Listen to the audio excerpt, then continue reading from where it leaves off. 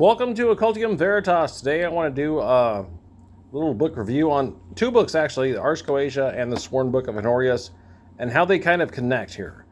So, the number 72 is going to be a big deal with these two books. Ars Goetia, 16th, 17th century.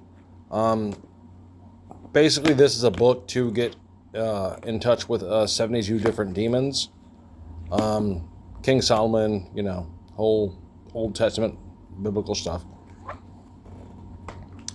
Sworn Book of Honorius.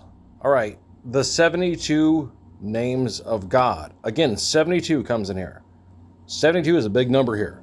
So, I'll show you your seal of God here, which is, this is it. This is the seal of God. 72 names of God, which correspond to 72 different angels, which takes you 72 days to complete. A lot of prayer work in this. This is biblical magic. This is angelic magic. And again, 72 comes up a lot in here. Joseph Peterson, he's been translating occult texts for a long time. This guy is good to go. If you want an historical occult text, Joseph Peterson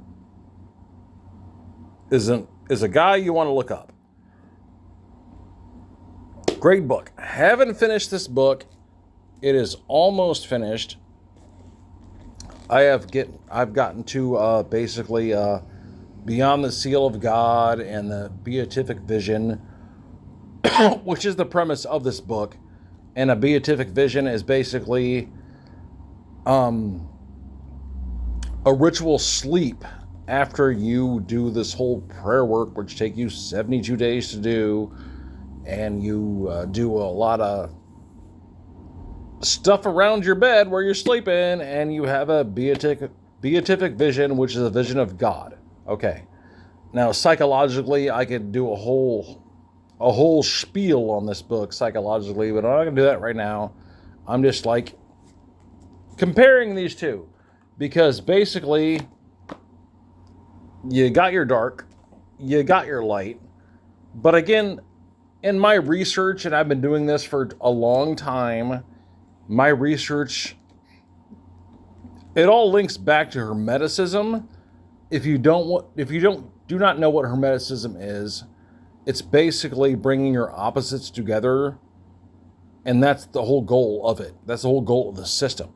You bring your dark, you bring your light, or you bring your light and your dark, whatever. You bring those together for your occult practice. And I'm not saying that white magic doesn't work or black magic doesn't work. They do work. But if you don't bring those together in unity, I think you're missing the whole fundamental practice of the occult. And again, this is biblical occult. So if you're a religious person, you have to know that in your history, if you're Christian or Catholic, especially, or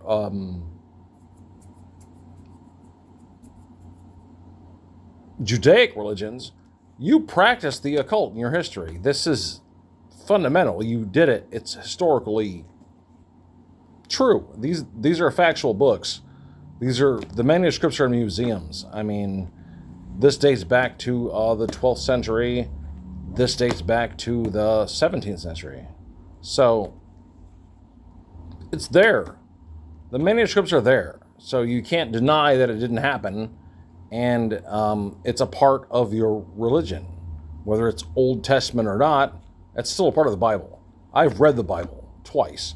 So if you're reading the Bible, you're reading New Testament, Old Testament, and, the books that are totally left out, the Book of Enoch and whatever, dude. I don't have to get into all that. You know that. But it's a part of your history. So I would say this is angelic magic. And this here is, I wouldn't even call this dark magic. Again, this is biblical magic from King Solomon. So these are both great texts. I love them. I don't practice Grimoire Magic, but again, in this text, I love it so much that it's just cool, because if you get into this, this is done. Peterson did this perfectly, because this is Latin. This is English. So technically, you can learn Latin from this text, and Latin now is a dead language. But here it is, Latin. Here it is, English.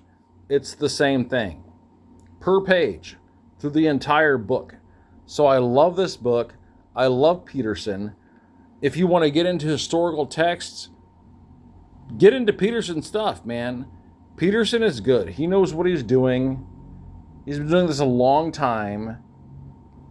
And as I stated, if you want to get an historical occult text, you're looking at your authors, translators, and editors. And this guy is good. This book is like $30. It's not going to cost you a lot of money, but here it is. And again, I mean, this showed up 13th century. I mean, come on, man. This is an actual occult text. This isn't bullshit. Peterson didn't make this up. This is where you want to go if you're getting into Grimoire Magic, especially angelic magic. John Dee. If you don't know who John Dee was, he owned this book. John Dee and Edward Kelly did the scrying to get the Enochian language via angels, and he owned this text. So there you go. I mean, this is historically awesome. Again, Ars Goetia, historically awesome. I mean, these texts are in museums, in manuscripts that are ancient. So, do good works. I'll see you next time. Leave some comments. I'd love to talk about either or of these books. I mean, leave me some comments, dude. I love comments, and not many people are leaving comments. So I'm like, dude, leave comments. Do good works. See you next time.